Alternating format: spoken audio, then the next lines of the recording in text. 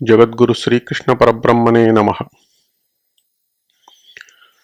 పరమేశ్వరుడు మన ఇంటికి అతిథిగా వస్తే ఆ పరమేశ్వరుడికి మనం ఎటువంటి అతిథి మర్యాదలు చేస్తాము, షోడశోపచారాలు ఏ విధంగా చేస్తాము, ఏ విధంగా మనం పరమేశ్వరుణ్ణి ప్రసన్నం చేసుకుంటాము అనేదే శివమానస పూజ అని మనం తెలుసుకున్నాం. అయితే ఈ శివమానస పూజ ఎలా చేయాలో చూద్దాం. ఇప్పుడు శివమానస పూజ చేయడానికి మనం ప్రత్యేకమైన ఏర్పాట్లు ఏమీ చేసుకోవక్కర్లేదు. కాకపోతే మనం నిటారుగా కూర్చొని ధ్యానం చేయడానికి వీలుగా ఏది అవసరమో అది ఏర్పాటు చేసుకోవాల్సి ఉంటుంది. అయితే మనం మామూలుగా పూజ చేసేటప్పుడు నడుము నిటారుగా ఉండాలి అనేది ఒక నియమం అన్నమాట. కొంతమంది కింద కూర్చొని చేస్తారు. కింద కూర్చోడానికి వీలు లేకపోతే కుర్చీలో కూర్చొని అయినా సరే చేసుకోవచ్చు. కింద కూర్చునే వాళ్ళు సుఖాసనం వేసుకోవచ్చు, పద్మాసనం వేసుకోవచ్చు. ఏదైనా ఆసనం అంటే స్థిర సుఖం ఆసనం అంటారు పతంజలి మహర్షి. స్థిరంగా ఉండాలి అంటే మాటి మాటికి కదలకుండా అటు సర్దుకొని ఇటు సర్దుకొని చేయకుండా మన ధ్యానము మన శరీరం మీద మనం కూర్చునే విధానం మీద కాకుండా మన ధ్యాన వస్తువు మన ధ్యేయము అంటే పరమాత్మ మీద ఉండాలి. అలాగా స్థిరంగా ఉండాలి.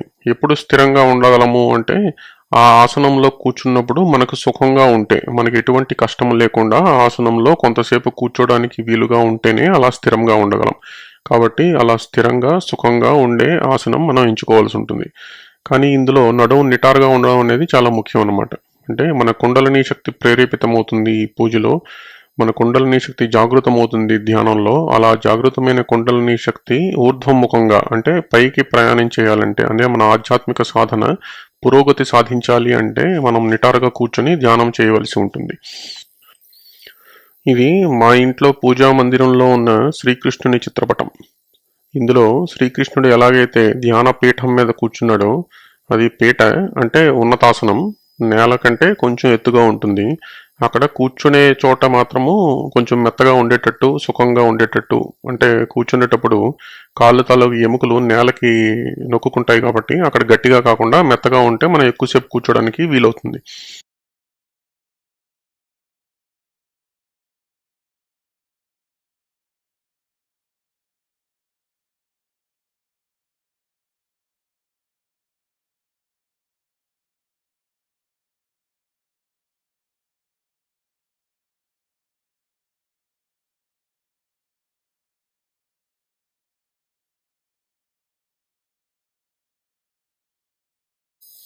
ఇదివరకటి రోజుల్లో దర్బలు పరుచుకొని ఆ మెత్తదనం తెచ్చుకునేవారు. ఇప్పుడు మనం మెత్తగా ఉన్నది ఏదైనా అక్కడ పెట్టుకోవచ్చు. అలాగే వెనక్కి జారబడ్డానికి వీలుగా వెనకాతలకి ఒక నిలువుగా ఉండేది, అందులో మళ్ళీ వంకరలు ఏమి ఉండకూడదు అనమాట. వెనక్కి జారబడినట్టు కూడా ఉండకూడదు. నడుము నిటారుగా ఉండి వెనక్కి ఆనుకునేటట్టు ఉండే ఏర్పాటు చేసుకోవాల్సి ఉంటుంది. ఒకవేళ గోడకు జారబడ్డం అనేది అక్కడ పూజా మందిరంలో వీలు కాకపోతే. ఇది మా ధ్యాన మందిరంలో పూజా మందిరంలో శ్రీకృష్ణుడికి ఎదురుగా నేను కూర్చుని ధ్యానం చేయడానికి వీలుగా నేను తయారు చేయించుకున్న పీఠ అనమాట. ఇది శ్రీకృష్ణుడి ధ్యానపీఠం ఎలా ఉన్నదో ఆ చిత్రపటంలో అటువంటి విధంగా కూర్చోడానికి మెత్తగా ఉండేటట్టు, నేల కంటే కొంచెం ఎత్తు ఉండేటట్టు, వెనక్కి జారబడ్డానికి నిలువుగా నిటారుగా గట్టిగా ఉండేటట్టు అది ఏర్పాటు చేసుకున్నాం. కాబట్టి నడుము ఎప్పుడు నిటారుగా ఉంటుందని. ఇలాగే ఉండాలని లేదు, కానీ నడుము నిటారుగా పెట్టి కూర్చోవాలి. కూర్చునేటప్పుడు మీకు సుఖంగా ఉండాలి. మాటి మాటికి కదలడం కానీ త్వరగా ధ్యానం నుంచి లేచిపోవాల్సిన అవసరం కానీ ఉండకుండా మీరు ఏర్పాటు చేసుకోవాల్సి ఉంటుంది. శివమానస పూజ చేసేటప్పుడు ముందుగా శివమానస పూజ చేసి తర్వాత మీ దైనందిన పూజా కార్యక్రమాలు నిర్వర్తించుకోవచ్చు. లేదా ముందుగా మీ దైనందిన పూజా కార్యక్రమాలు పూర్తి చేసుకుని తర్వాత కూర్చొని శివమానస పూజ చేసుకోవచ్చు.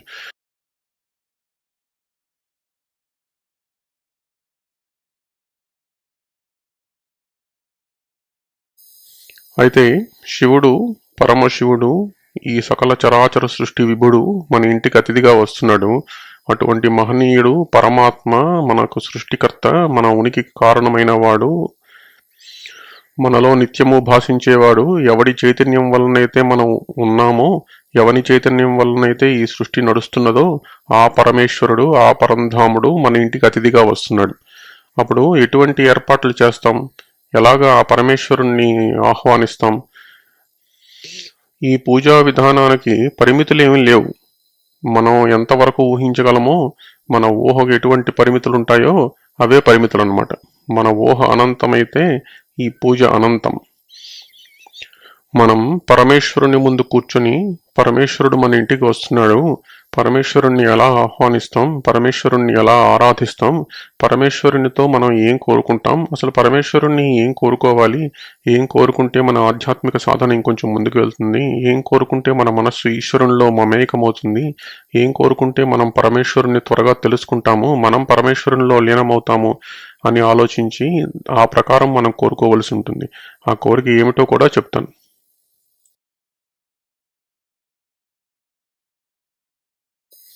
అది మీ వీలుని బట్టి మీకు ఎలాగైతే బాగుంటుంది, ఎలాగైతే మీ ధ్యానం బాగా కుదురుతుంది అనే దాన్ని బట్టి మీరు ఏర్పాటు చేసుకోవచ్చు. దానికంటే ముందు అసలు పూజా విధానం చూద్దాం.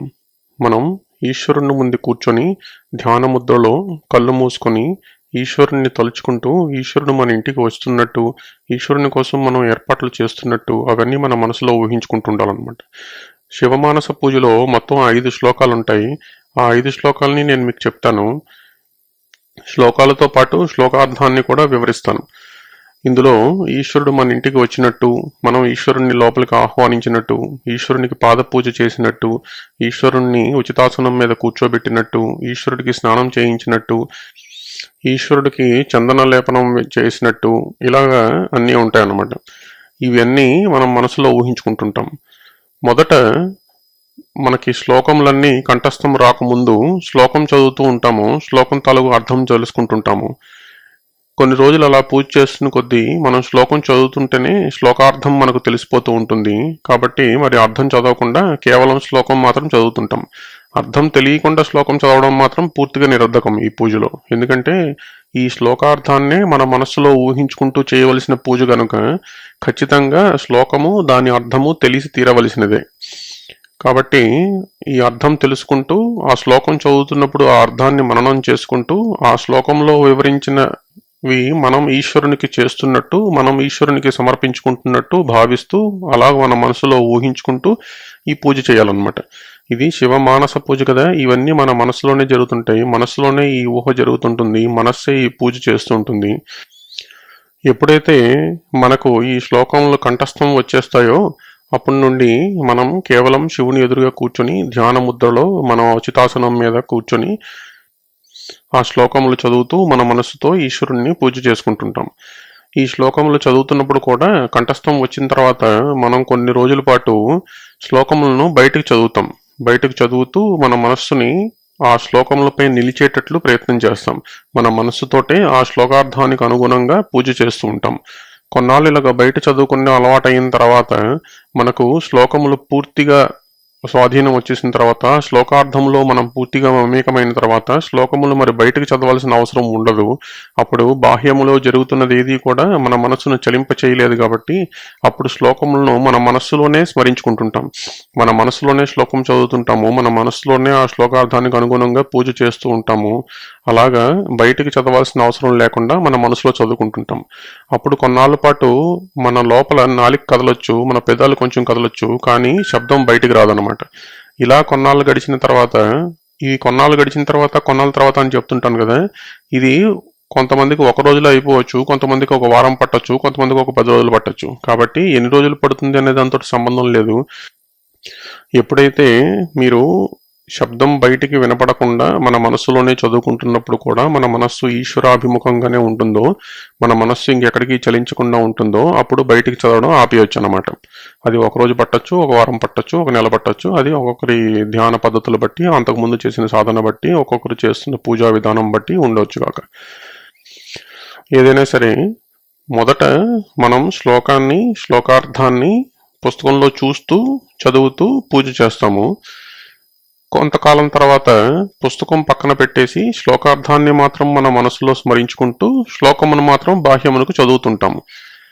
ఇంకొన్నాళ్ళ తర్వాత శ్లోకార్థాన్ని కూడా మన మనసులోనే చదువుకుంటుంటాము. పెదాలు కదలొచ్చు, నాలిక కదలొచ్చు. ఇంకొన్నాళ్ళ తర్వాత అసలు పెదాలు నాలికలో కూడా ఎటువంటి చలనం ఉండదు, కేవలం పూజ మానసికంగానే జరుగుతుంది. మనసులోనే ఆ శ్లోకములు చదువుతుంటాము. ఆ శ్లోకార్థానికి అనుగుణంగా మనసులోనే పూజ చేస్తూ ఉంటాము.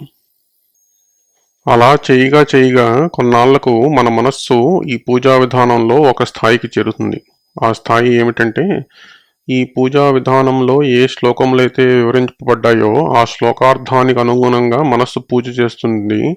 శ్లోకములు వెనక్కి వెళ్ళిపోతాయి. అంటే శ్లోకములు వెనకతలు నడుస్తూనే ఉంటాయి, పూజ మాత్రం మన మనస్సు చేస్తూ ఉంటుంది. అంటే ఇక్కడ శ్లోకములు ప్రధానము కాదు, శ్లోకార్థానికి అనుగుణంగా మన మనస్సు ఈశ్వరునిలో తాదాత్మ్యం చెంది ఈశ్వరునిలో నిమగ్నమై ఈశ్వరుని అభిముఖంగానే ఉంటూ ఈశ్వరుని తప్ప ఇంకేమీ తలుచుకోకుండా మన మనస్సు కేవలం ఈశ్వరునితోటే నిండిపోయి ఉండడం ఈ పూజ తాలూకు పరమోద్దేశ్యం. అలా మన మనస్సు ఈశ్వరునితో నిండిపోయినప్పుడు మన మనస్సు పూజ చేస్తుంది, శ్లోకములు అవి నడుస్తూ ఉంటాయి. అత్యంత చంచలంగా ఎప్పుడూ ఏదో ఒకటి ఆలోచిస్తూ పైకి కిందకు ఊగిసలాడుతూ అలా నర్తనం చేస్తూ ఉండే మన మనస్సు ఏకాగ్రమై ఒక్కచోట కూర్చుండిపోయి ఆ ఈశ్వరుని ధ్యానంలో నిమగ్నమైపోయి మన మనస్సుకు ఇంకేమీ తెలియకుండా ఉండడం ఈ పూజ తాలూకు ప్రధాన ఉద్దేశం.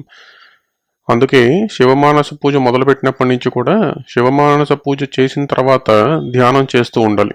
కొంతసేపు అలా ధ్యానంలో కూర్చొని ఉండాలి. పూజ అయిపోయిన వెంటనే లేచిపోకుండా అలా కూర్చొని ధ్యానం కొనసాగించుకోవాలన్నమాట. ఎప్పుడైతే శివమానస పూజ ద్వారా మనస్సుకు ఏకాగ్రత కుదురుతుందో, ఇది మొట్టమొదటి రోజు నుంచి, అంటే కొన్నాళ్ళు సాధన చేసిన తర్వాత ఈ స్థితికి వస్తుంటాం, ఇంకా సాధన చేసిన తర్వాత ఈ స్థితికి వెళ్తాం, ఇవన్నీ చెప్పాను కదా. అవి శివమానస పూజలో మనం చేరుకునే స్థితిగతులు.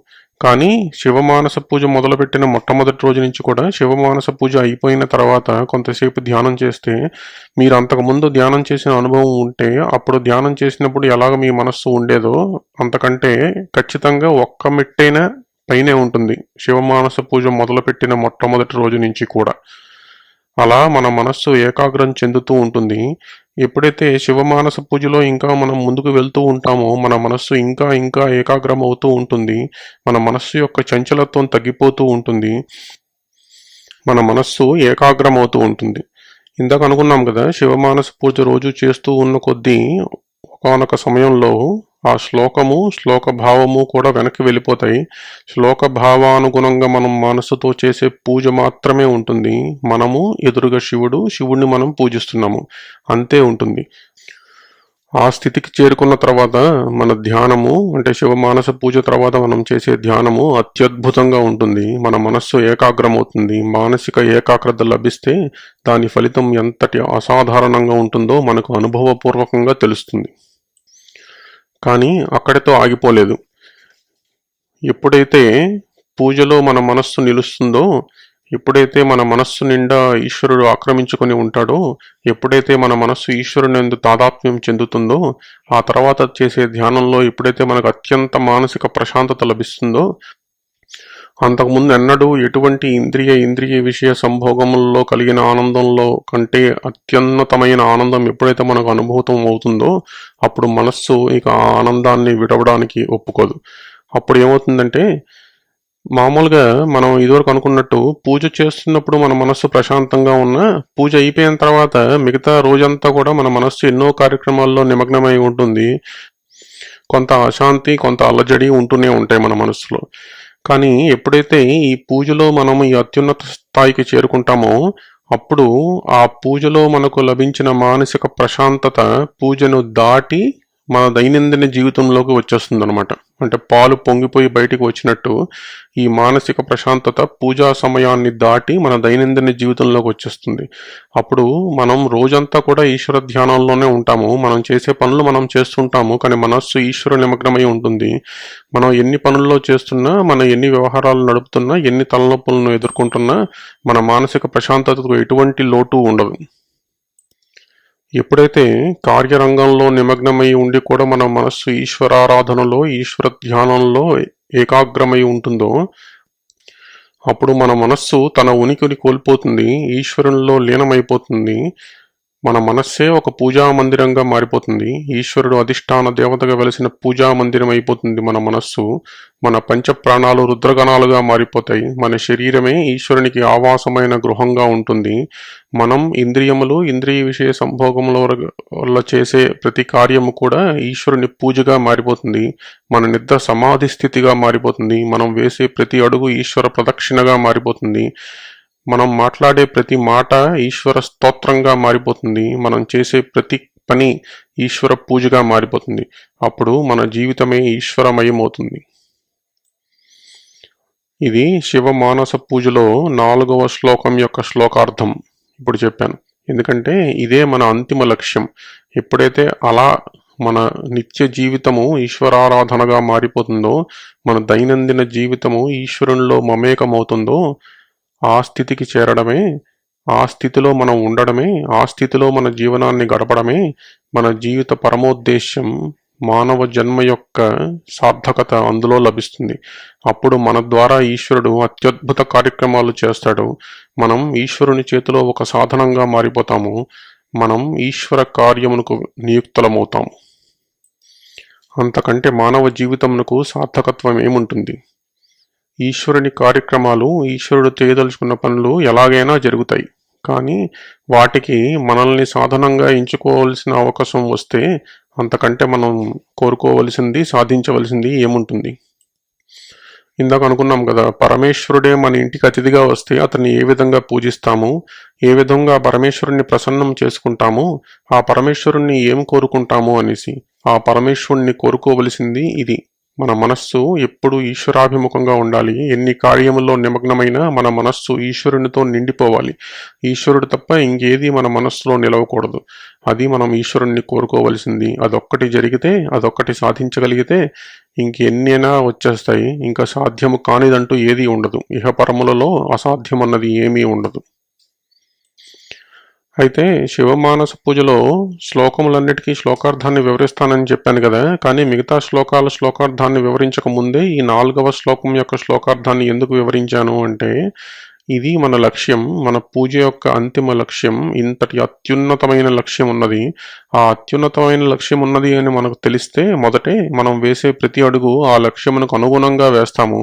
అప్పుడు లక్ష్య సాధన ఇంకా సులువవుతుంది. అంటే మనం ఏమి సాధించాలనుకుందాము అనే దాని విషయంలో మనం ఖచ్చితంగా ఉంటే అప్పుడు మనం సాధించే విషయంలో మన సాధన అంత అద్భుతంగా ఉంటుంది. మనం వేసే ప్రతి అడుగు ఆ దిశలో ఉంటుందన్నమాట.